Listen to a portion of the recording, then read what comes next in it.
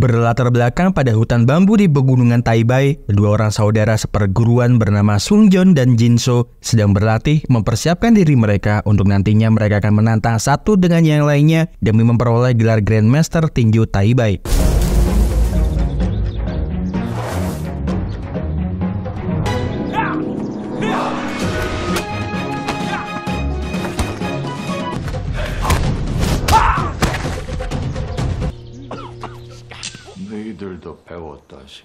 Setelah pelatihan singkat di antara mereka berdua, mereka bertemu dengan guru mereka bernama Master Lee. Beliau menceritakan tentang 3 sekolah seni bela diri terkenal yang hidup damai berdampingan di negeri ini. Dari Gunung Changbai, terkenal dengan tinju Changbainya yang mengutamakan kekuatan teknik pertarungan mematikan. Dari Gunung Kumgang, terkenal dengan tinju Vajranya yang mengajarkan sebuah teknik tentang keterbatasan manusia dengan menghargai keselarasan lingkungan di sekitarnya. Sedangkan di Gunung Taibai, tempat mereka berlatih, mereka diajarkan seni bela diri yang berfokus tentang pusat meridian tubuh manusia, atau biasa disebut dengan tinju Taibai Kwan. Dengan teknik yang mereka kuasai, setidaknya mereka bisa memblokir serangan dari lawan, namun juga bisa menyerang mereka secara bersamaan dengan gerakan yang sangat halus. Selama 20 tahun lebih kalian berdua hidup dan tinggal di pegunungan Taibai, kemampuan dan semua teknik yang sudah diajarkannya telah melampaui kemampuan murid lainnya. Dan kalian layak menyandang gelar Grandmaster tinju Taibai Kwan. Namun sesuai dengan peraturan, hanya akan ada satu orang yang akan memperoleh gelar tersebut. Dan Master Lee meminta mereka berdua mempersiapkan diri mereka untuk pertarungan besok.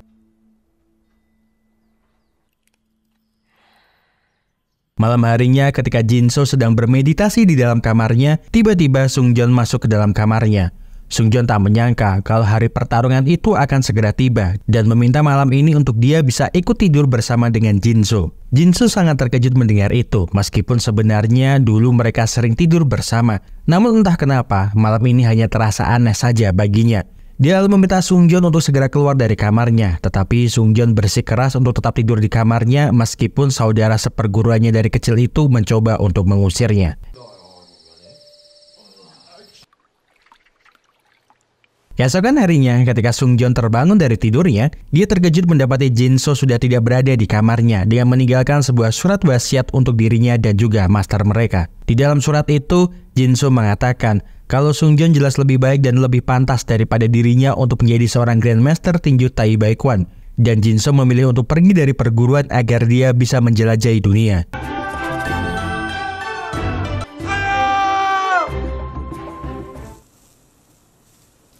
Tujuh tahun pun berlalu, Sungjeon kini tinggal di perkotaan dan sudah memiliki seorang istri cantik bernama Bomi. Sungjeon juga memiliki sebuah usaha dengan menjadi seorang terapis akupuntur dengan keahlian yang dia miliki.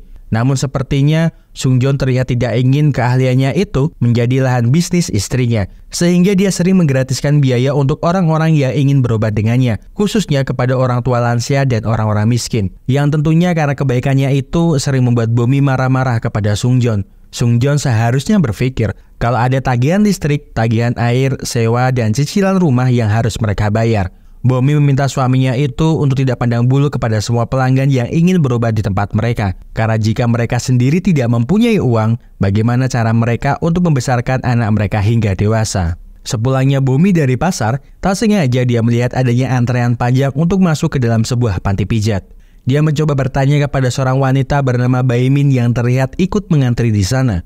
Baimin mengatakan kalau panti pijat ini sangat terkenal dalam penurunan berat badan, apalagi ada diskon untuk pelanggan baru mereka. Mendengar itu, terbesit ide dari Bomi yang kemudian memberikan sebuah kartu nama bisnis akupunturnya dan mengatakan kalau di tempat miliknya juga ada program pijat akupuntur yang bisa menurunkan berat badan secara cepat. Dan tentu saja, pijat akupuntur miliknya lebih baik daripada yang dilakukan oleh panti pijat ini. Sesampainya di rumah, Bomi bertanya kepada suaminya apakah dia tahu titik akupuntur bagian mana untuk menurunkan berat badan secara cepat setelah dipijat. Karena Bomi mempunyai ide peluang usaha bagus untuk bisa membuat mereka kaya secara cepat. Sebenarnya Sungjeon malas untuk menjawab pertanyaan dari istrinya. Namun karena Bomi mengancamnya dengan akan menghancurkan patung terapi miliknya, dia pun mengatakan kalau memang ada beberapa titik akupuntur yang bisa membantu menurunkan berat badan. Tetapi itu hanya menekan rasa lapar yang ada di tubuh.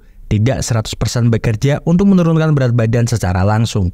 Mendengar itu setidaknya membuat Bomi tercerahkan pikirannya, yang kemudian meminta suaminya bersiap karena akan ada banyak pelanggan yang datang untuk pijat akupuntur di tempat mereka. Di suatu tempat milik sebuah gangster typing group, pemimpin mereka, Jung-ho, bertemu dengan seorang pria bernama Dae-ho. Jung-ho memberikan Dae-ho sebuah tugas untuk menakut-nakuti seluruh warga yang ada di kota Jier, agar mereka bisa segera pergi dari sana atau setidaknya mereka menjual properti mereka dengan harga murah demi pesanan sebuah proyek besar yang akan dikerjakan di kota Jier. Jung-ho meminta Dae-ho untuk segera menyelesaikan tugasnya dan tidak peduli bagaimanapun caranya. Karena kalau jika dia bisa menyelesaikan tugasnya dengan cepat, tentu saja membuat Jung-ho akan bisa lebih cepat bertemu lagi dengan istri dan juga putrinya. Bae-min pun sekarang berada di tempat pijit akupuntur milik Sungjeon. Dia sangat berekspektasi tinggi kalau itu akan berlangsung lama dan sangat menyenangkan untuk dirinya. Namun ternyata dia tak menyangka kalau apa yang dilakukan oleh Sungjeon hanyalah menotok sekali bagian tubuhnya, yang tentunya membuat dia komplain kepada Bomi kenapa di dalam sana dia tidak merasakan apapun. Bomi menyadari kalau pasti suaminya akan berbuat seperti itu dan mengatakan kalau tadi hanyalah permulaan untuk mengetahui kondisi di tubuhnya dan meminta Bae-min untuk duduk menunggu sesi kedua pijat akupuntur dengan meminum teh herbal khusus penurun badan yang ada di tempatnya. Bomi masuk ke dalam sana dan meminta suaminya itu untuk serius dalam melakukan pekerjaannya. Kalau seperti itu caranya, tidak akan ada pelanggan lagi yang datang ke tempat mereka. Sungjeon mengatakan kalau dia telah melakukan semuanya dengan menotok bagian terpenting tubuh wanita itu untuk mengurangi rasa lapar dan mencegah sembelit. Namun Bomi sepertinya tidak peduli dengan semua penjelasannya, karena kalau suaminya terus menyepelekan pijat akupunturnya, bagaimana dengan nasib putra mereka? Apalagi putra mereka akan masuk sekolah dasar dan semakin banyak biaya yang mereka butuhkan. Maka oleh sebab karena semua itu, Bomi meminta suaminya untuk memberikan pelayanan terbaik kepada pelanggan mereka sesuai dengan apa yang mereka inginkan.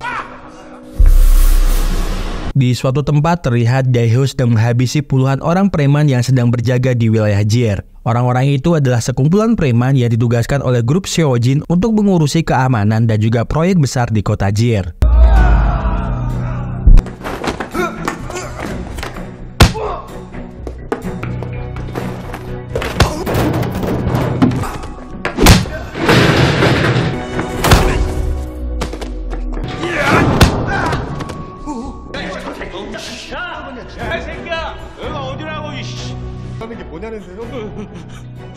Setelah menghabisi mereka, Dae-ho berpesan kepada mereka untuk segera meninggalkan tempat ini dalam waktu 2 minggu karena grup typing yang akan mengambil alih proyek ini. Di sebuah sekolahan kelompok bermain, Min-ho, putra dari Sungjeon dan Bomi, terlihat sedang dibully oleh anak-anak lainnya, terutama Son-min yang merupakan anak dari seorang dokter. Son-min terus-terusan membulinya dengan mengatakan kalau ayah Min-ho adalah seorang dokter abal-abal karena ayah Son-min pernah bercerita kalau apa yang dilakukan oleh ayah Min-ho itu ilegal. Jelas saja mendengar Son-min terus menghina ayahnya membuat Min-ho jengkel yang kemudian memukul wajahnya. Dan karena perbuatan dari Min-ho, tentu saja membuat ayah Son-min sangat marah. Ji-ho meminta Sungjeon untuk meminta maaf kepadanya serta mengganti kerugian yang diderita olehnya. Ji-ho terus-terusan mengintimidasi Sungjeon karena Ji-ho merasa punya pekerjaan yang lebih baik dan Sungjeon terlihat sangat lemah di hadapannya itu. Sungjeon sebenarnya bisa saja mengalahkan Ji-ho dengan mudah, namun dia lebih memilih mengalah dan membalas perbuatan Ji-ho dengan cara yang elegan tanpa melukainya.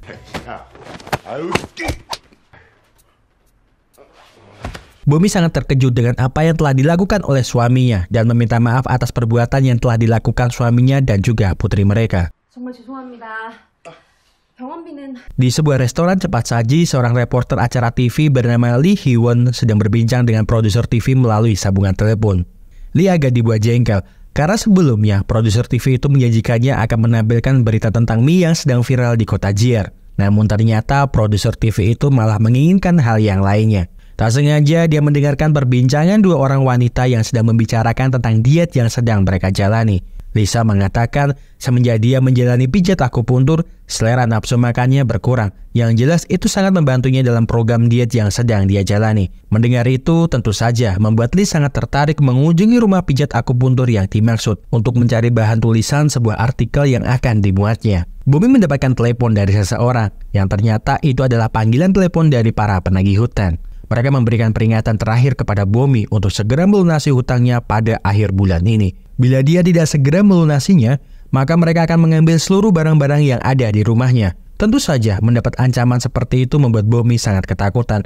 Apalagi Sungjeon tidak tahu menahu tentang hutang yang telah dipinjam oleh istrinya. Tak berselang lama, Lee pun datang ke toko milik Bomi yang kemudian memberikannya sebuah kartu nama dan mengatakan kalau dia ingin sekali meliput tempat pijat akupuntur miliknya. Malam harinya, Bomi bercerita kepada suaminya kalau seorang reporter pada sebuah reality show terkenal datang ke tempat mereka. Reporter itu ingin meliput usaha yang mereka miliki jika mereka berdua menyetujui tempat dan usaha mereka diliput olehnya. Bomi berpikir kalau seandainya saja tempat usaha pijat akupuntur milik mereka bisa masuk ke dalam televisi, tentu saja akan membuat usaha mereka akan semakin terkenal dan berkembang. Namun Sungjeon yang mendengar itu jelas saja menolak untuk tampil di televisi. Dia merasa kalau setiap harinya dia sudah melakukan perintah istrinya. Bahkan ketika dia memegang tubuh wanita asing setiap harinya itu sudah terasa aneh. Apalagi harus tampil di depan kamera.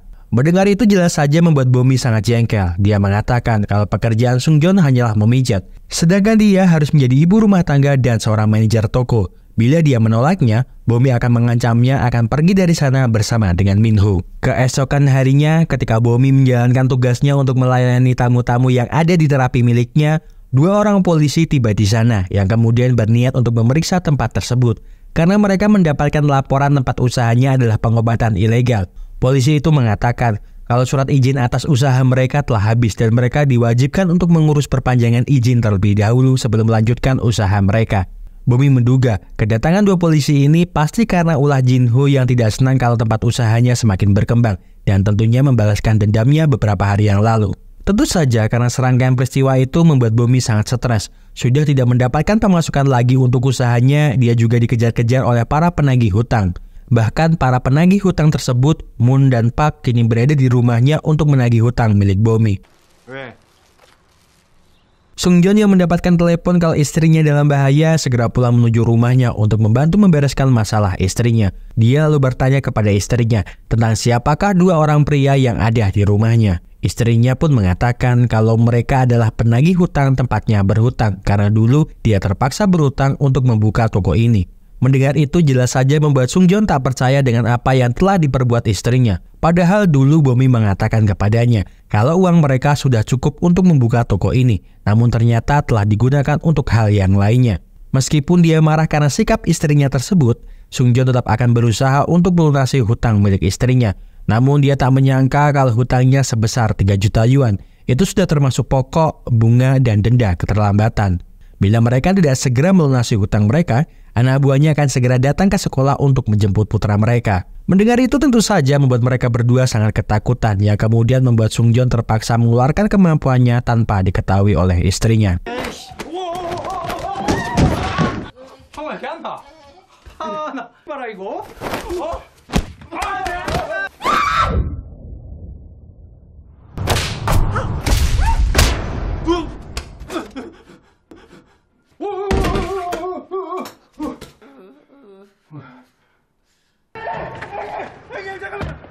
Moon dan Park yang sudah terbangun dari pingsannya memilih untuk kabur dari sana karena perbuatan yang telah dilakukan oleh Sungjeon. Mereka juga mengadukan masalah mereka kepada bosnya yang juga telah sampai di sana. Tentu saja bosnya yang melihat dua anak buahnya kesusahan untuk mengatasi nasabahnya mengatakan kalau dia sendirilah yang akan turun tangan untuk menagih hutang tersebut minggu depan ketika toko mereka dibuka kembali. Bomi menghubungi Lee untuk meminta maaf kepadanya karena beberapa hari belakangan ini toko miliknya telah tutup dan meminta Lee untuk mengatur jadwal ulang untuk meliput toko miliknya. Namun Lee nampaknya sudah tidak tertarik lagi untuk meliput toko pijat akupuntur miliknya karena lebih banyak hiburan saat ini yang bagus dibandingkan harus meliput hal seperti itu. Ketika berada di kamarnya, Bomi berkeluh kesah kepada suaminya karena dia merasakan sakit di seluruh punggungnya. Dia lantas meminta suaminya untuk sedikit memijatnya agar sakit di punggungnya segera meredak. Dan segera setelah itu, Sungjeon mengeluarkan kemampuannya dengan menotok punggung milik istrinya itu.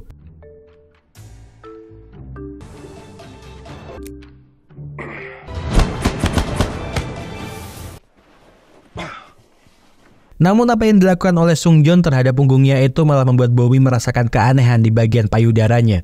Dia merasa kalau bentuk payudaranya semakin membesar sehingga membuat bra miliknya sudah tidak muat lagi. Bomi bertanya kepada suaminya dengan apa yang telah dia lakukan kepada punggungnya, karena dia merasakan ukuran dari payudaranya kini membesar. Sungjeon mengatakan kalau dia hanya menotok aliran darah pada bagian punggung atas untuk memperlancar aliran darah yang ada di punggungnya, tetapi efeknya akan merubah bentuk ukuran payudara miliknya. Mendengar penjelasan suaminya, malah membuat Bomi mempunyai pikiran lain yang kemudian dia menelepon Lee kembali dan mengatakan kalau pijat akupunktur miliknya bisa membuat payudara akan semakin membesar. Lee yang mendengar itu tentu saja sangat terkejut dan memutuskan membuat janji kepadanya untuk meliput lagi pijat akupunktur miliknya. Setibanya Lee di tempat pijat akupunktur milik Bomi, dia lalu segera memasang beberapa kamera tersembunyi di dalam sana. Dia juga akan mencoba sendiri pemijatan yang akan dilakukan oleh Sungjeon dan tak lupa untuk memasang kamera tersembunyi di balik tasnya itu. Namun ketika Sungjeon akan mengeluarkan kemampuannya dalam memijat, Lee seperti menyadari sesuatu kalau teknik yang dilakukan oleh Sungjeon bukanlah teknik biasa dalam mengobati penyakit. Karena dari kecepatan tangan dan juga titik yang dia sentuh, itu seperti keahlian yang bukan sembarang orang bisa melakukannya. 아니 이건 바람처럼 빠르고 송곳 누구냐 너? Dae-ho mendatangi Jung-ho di suatu tempat untuk menagih janjinya yang akan membebaskan keluarganya bila dia sudah menghancurkan grup konstruksi Hyojin. Jung-ho mengatakan kalau dia ingat betul dengan semua perjanjian mereka dari awal, namun pekerjaannya belumlah selesai semuanya dan meminta Dae-ho untuk tetap tenang karena nasib keluarganya ada di tangannya. Atau haruskah dia mengirim istri dan putrinya kembali ke Korea Utara? Apa yang akan terjadi jika para pembelot Korea Utara ini tertangkap setibanya mereka di perbatasan? Mungkin nyawa dari keluarganya tidak akan selamat. Jung-ho masih akan memanfaatkan keahlian bela diri Dae-ho untuk membereskan semua pekerjaannya, yang kemudian memberikan dia daftar nama orang-orang yang menolak untuk direlokasi. Jung-ho meminta Dae-ho untuk setidaknya mendapatkan tanda tangan mereka atau cap sidik jari mereka. Bila itu semua sudah dia lakukan, maka tugasnya pun akan berakhir juga. Hari-hari pun berlalu, Moon dan Park kini kembali lagi ke toko milik Bomi untuk menagih kembali hutangnya yang belum dia bayarkan. Mereka pun sekarang berani untuk mengamuk dan mengacak-ngacak tempat itu karena bos mereka akan datang ke sana untuk membereskan masalah ini. Namun yang tidak disangka-sangka adalah ternyata bos mereka adalah Jinso, saudara seperguruan Sungjeon. 진수 사요? 성주야! Tentu saja pertemuan yang tidak disangka-sangka itu membuat mereka sangat bahagia dan senang. Sudah 7 tahun lamanya mereka tidak bertemu lagi semenjak Jinso memutuskan untuk keluar dari Gunung Taibai. Sungjeon tak menyangka kalau sekarang Jinso adalah seorang rentenir dan menyinggung hutang istrinya yang bisa-bisanya dari 600 ribuan menjadi 3 juta won. Jinso lalu menjelaskan kalau sebagian besar hidupnya sudah dia habiskan di pegunungan, maka itu akan susah untuk orang-orang seperti kita bertahan hidup di perkotaan. Dia melihat peluang kalau banyak dari orang-orang perkotaan membutuhkan uang secara cepat demi gengsi mereka. Maka dari itu dia sedikit demi sedikit mengumpulkan uang hingga menjadi seperti sekarang ini. Jinso tak menyangka kalau istri Sungjeon adalah salah seorang nasabah yang berhutang padanya. Namun dia meminta Sungjeon untuk tidak memikirkan hutang tersebut karena tidak mungkin baginya untuk menagih uang dari istri saudara seperguruannya. Jinso bertanya, kenapa dia juga datang ke sini dan malah membuka toko pijat akupunktur? Bukankah ketika Jinso pergi dari sana, dia seharusnya mengidam gelar Master Tinju Gunung Taibai? Sungjeon pun mengatakan, ketika dulu Jinso keluar dari perguruan, Sungjeon memutuskan untuk turun gunung mencari keberadaannya, meskipun Master Lee mencoba untuk mencegahnya. Namun yang tidak dia sangka adalah ternyata dunia begitu besar. Dia sangat kebingungan ketika waktu itu mencoba mencarinya di perkotaan, hingga dia tak sengaja bertemu dengan Bomi yang sekarang menjadi istrinya. Dulu dia melihat istrinya dalam keadaan mabuk di dalam sebuah gang, sedang diganggu 2 orang laki-laki yang sedang berusaha mengambil dompet miliknya. Sungjeon mencoba untuk menolongnya, hingga jalinan cinta di antara mereka terjalin dan mereka memutuskan untuk menikah. Setelah menikah, Sungjeon berpikir kalau dia tidak mungkin kembali lagi ke pegunungan membawa istrinya ke sana. Jadi dia memutuskan untuk tinggal di sini dan menggunakan keahliannya untuk membantu orang-orang. Namun dia tidak pernah mengungkapkan jati dirinya kepada istrinya dan meminta Jinso untuk tetap merahasiakan siapa dia sebenarnya. Ketika Bomi sedang berada di toko miliknya, seorang laki-laki tua datang ke tempatnya yang ternyata itu adalah Master Lee. Tentu saja keberadaannya di sana membuat Sungjeon sangat terkejut dan mengajak gurunya itu ke balkon rumah untuk berbicara 4 mata dengannya. Master Lee mengatakan tujuannya datang ke sini bukan hanya untuk melihatnya saja, namun mengabarinya kalau dia telah mendapatkan pesan dari Master Tinju Vajra kalau Grandmaster Tinju Changbei telah kabur dari Korea Utara, dan satu-satunya orang yang bisa menghentikannya adalah dirinya. Master Lee sebenarnya juga sangat kecewa dengan Sungjeon, karena waktu itu dia memaksa pergi dari perguruan dan berharap kemampuannya tidak menurun karena satu-satunya orang yang pantas menyandang gelar Grandmaster Tinju Taibei adalah dirinya. Malam harinya, Sungjeon pun menceritakan pertemuannya dengan Master Lee kepada Jinso dan kaburnya Grandmaster Tinju Changbei dari Korea Utara. Dia juga telah memberitahu Master Lee bahwa dia tidak akan bisa kembali ke kehidupan seperti dulu karena sekarang dia telah mempunyai istri dan juga anak. Jinso pun akhirnya menjelaskan alasan sebenarnya dia memutuskan keluar dari perguruan 7 tahun yang lalu. Karena dia menyadari kalau hanya Sungjeon lah yang sanggup untuk menghadapi Grandmaster Tinju dari Gunung Changbei.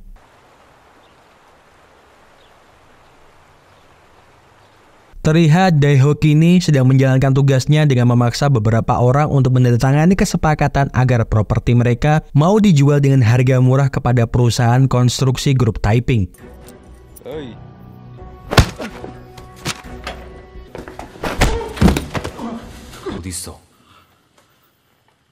Keesokan harinya, para pemilik toko maupun properti di kota Jier dibuat geger dengan sebuah pengumuman yang menerangkan kalau properti milik mereka harus segera dijual kepada perusahaan konstruksi grup Taiping. Namun yang membuat mereka tidak bisa menerimanya adalah masalah biaya kompensasi yang akan mereka terima di bawah harga pasaran. Mereka tidak akan tinggal diam saja mendapatkan perlakuan seperti ini sampai kompensasi yang mereka terima benar-benar sesuai dengan harga pasaran. Maka dari itu mereka akan melawan dan bersepakat untuk menjadikan Bomi yang kebetulan berada di sana menjadi ketua perlawanan terhadap perusahaan konstruksi grup Taiping. Beberapa waktu kemudian, Bomi pun memimpin para pemilik properti kota Jier untuk berdemo di jalanan, menolak pembangunan rekonstruksi di kota itu apalagi biaya kompensasi yang mereka dapatkan tidak sebanding dengan harga yang semestinya. Jungho yang tak sengaja melintas di sana sangat kesal dan meluapkan semua amarahnya kepada Daeho karena dia dianggap tidak becus untuk mengurusi masalah ini. Bila keluargamu ingin tetap hidup, maka segeralah menyelesaikan urusan ini. Dimulai dari seorang wanita yang menjadi ketua para pemilik properti kota Jier. Buatlah pemimpin pendemo itu ketakutan sehingga bisa melemahkan seluruh anggotanya. Dalam industri kami, waktu adalah uang. Jadi selesaikanlah sebelum akhir bulan ini. Jika tidak, persiapkan kata-kata yang indah untuk kematian keluargamu.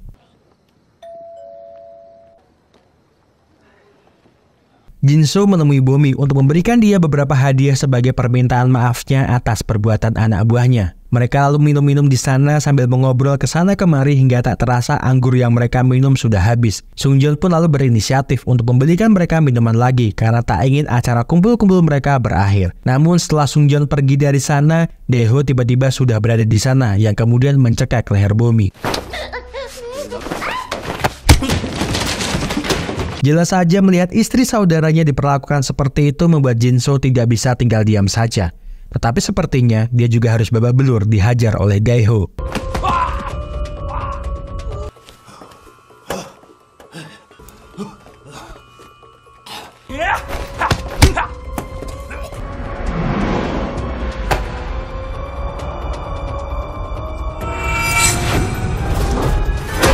Sungjeon yang telah sampai di sana berusaha untuk menyelamatkan Jinso. Jinso mengatakan kalau pria yang ada di hadapannya memiliki seni bela diri dari Gunung Changbei dan dia berada di sini untuk menghabisi istrimu karena Bomi adalah ketua asosiasi masyarakat yang menolak revitalisasi kota ini. Sungjeon bertanya apa maksud dan tujuan dia datang kemari. Jika yang dia inginkan adalah tanda tangan dari toko ini, seharusnya dia datang menemuinya. Karena toko yang mereka punya adalah atas nama dirinya. Namun karena Daeso telah bertindak kekerasan di lingkungannya, Sungjeon pun juga tidak akan tinggal diam saja dan akan menghentikannya sebelum dia berbuat jauh lebih jauh lagi.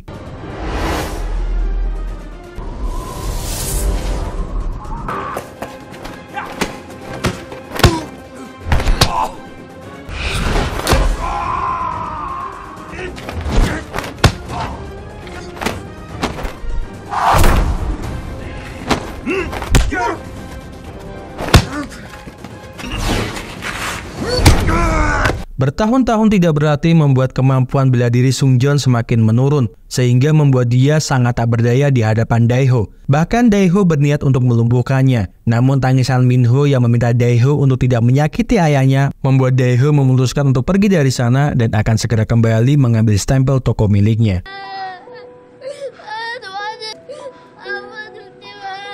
Keesokan harinya, Dae-ho melapor kepada Jung-ho kalau hanya tinggal satu orang lagi yang belum menandatangani surat jual beli propertinya. Namun keberadaan orang itu menghilang dari rumahnya setelah semalam mereka bertarung. Jelas saja mendengar itu membuat Jung-ho sangat marah. Kenapa bisa Dae-ho membiarkan orang itu lolos dan segera meminta anak buahnya untuk mencari keberadaan Sung-joon. Bomi terlihat sangat khawatir dengan keberadaan suaminya yang sekarang tidak berada di rumahnya. Apalagi Sung-joon tidak berpamitan padanya ataupun meninggalkan pesan untuknya. Tetapi Jin-soo mengatakan kalau Bomi tidak perlu khawatir dengan keadaan suaminya. Sung-joon pasti akan segera kembali karena sebelum dia pergi, Sung-joon telah mengatakan kepada Jin-soo kalau dia akan pergi sementara ke pegunungan dan berjanji akan segera kembali dari sana.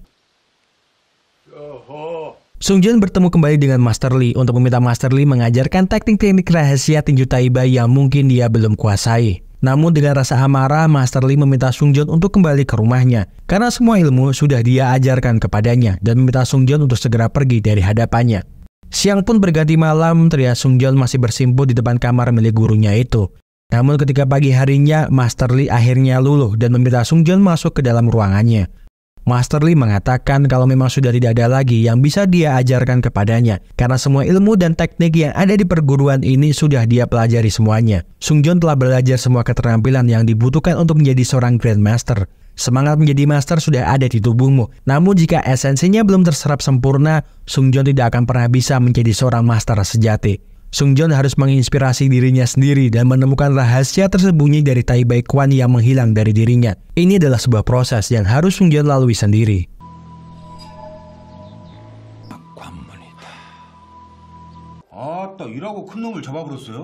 Di tempat miliknya, Jung-ho didatangi oleh orang pemerintahan yang telah menyewanya untuk mengatasi masalah di kota Jier.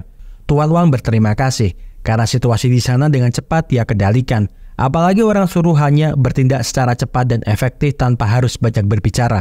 Bila dia sudah memegang semua kendali atas proyek besar ini, Tuan Wang berjanji akan menempatkannya di posisi yang bagus dan juga bonus yang banyak.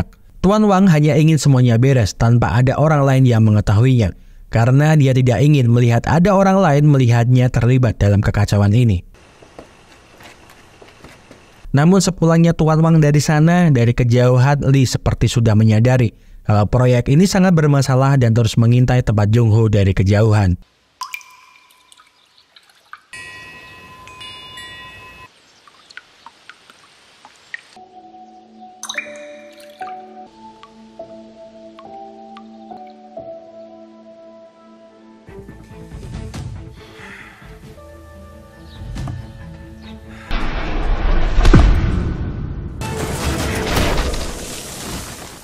Hari-hari pun berlalu, Sung-joon pun akhirnya bisa menemukan esensi yang terkandung dalam ilmu yang dia pelajari. Sung-joon meminta maaf atas sikapnya yang keras kepala dan dulu memilih untuk pergi meninggalkan Gunung Taibai. Master Lee pun menyadari keegoisan Sung-joon muda yang seperti itu. Namun sebelum dia pergi, Master Lee ingin memperkenalkannya pada seorang Grandmaster tinju Vajra yang ternyata itu adalah Lee. Lee memberikan Sung-joon sebuah informasi kalau Grandmaster tinju Changbei berada di kota Jier. Dia kabur dari Korea Utara bersama dengan keluarganya setelah dianggap berkhianat pada perguruan. Namun sesampainya mereka di Jier, keluarganya ditangkap oleh bos Taiping Group yang menerima pesanan dari seseorang dalam pemerintahan untuk membereskan kekacauan di sana. Dan Dae-ho dipaksa untuk melakukan tugas mereka. Dia bertugas untuk memaksa pemilik dan penyewa properti kota Jier menandatangani formulir demi rencana pembangunan kembali revitalisasi kota Jier. Lee meminta Sung-joon untuk ikut campur dalam masalah ini karena satu-satunya orang yang bisa menghentikan Dae-ho adalah dirinya. Singkat cerita, sampailah Sung-joon di markas milik grup Taiping untuk mencari keberadaan orang Korea Utara bernama Dae-ho.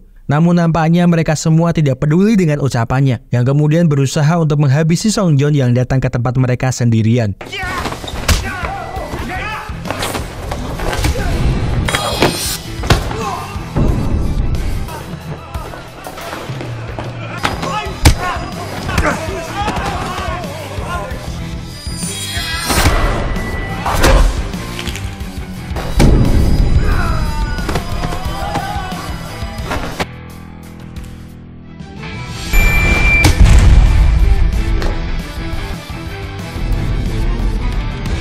Setelah berhasil menghabisi puluhan anak buah Jung-ho, akhirnya Sung-joon bertemu dengan Dae-ho yang juga sudah menunggunya di sana.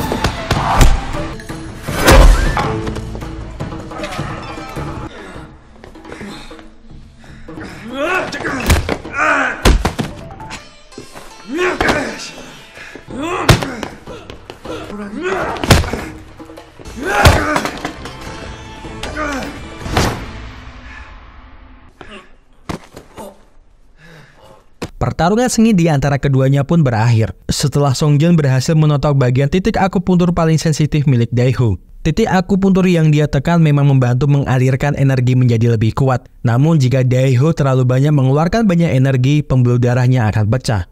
Songjun meminta maaf karena terpaksa melakukan hal tersebut. Namun Songjun mengatakan kalau itu akan segera pulih selama Daeho bisa mengontrol energi di dalam dirinya. Ketika Songjun akan pergi dari sana, tiba-tiba dari belakang Junhon menusuknya dan berniat mengambil stempel yang dibawa oleh Songjun. Namun Daeho segera bangkit yang kemudian memukul Junhon hingga pingsan. Songjun mengatakan kepada Daeho untuk tidak perlu khawatir dengan keadaan keluarganya, karena seorang Grandmaster dari Fajra Fist pergi ke tempat di mana keluarganya disembunyikan untuk menyelamatkannya.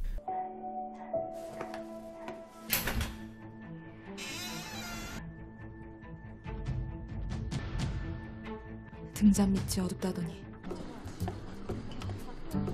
Dan sebelum film berakhir, terlihat kini usaha pijat akupuntur milik Songjun semakin laris didatangi oleh para wanita yang ingin menurunkan berat badan mereka ataupun membesarkan payudara mereka dengan cara yang alami. Jinso dan anak buahnya kini juga ikut membantu Bomi untuk mengurus tempat pijat akupuntur milik saudara seperguruannya itu. Terlihat juga di televisi, berita tentang rencana penghentian rekonstruksi kota Jier dipastikan terhenti karena terbukti adanya suap di dalam proyek strategis milik pemerintah tersebut, dan Lee mendapatkan penghargaan karena berani mengungkapkan kasus ini serta membongkar kejahatan yang dilakukan oleh grup Taiping. Terima kasih seluruh sudah menonton rangkuman film yang Mas Ahku persembahkan untuk kalian semuanya. Semoga terhibur. See you!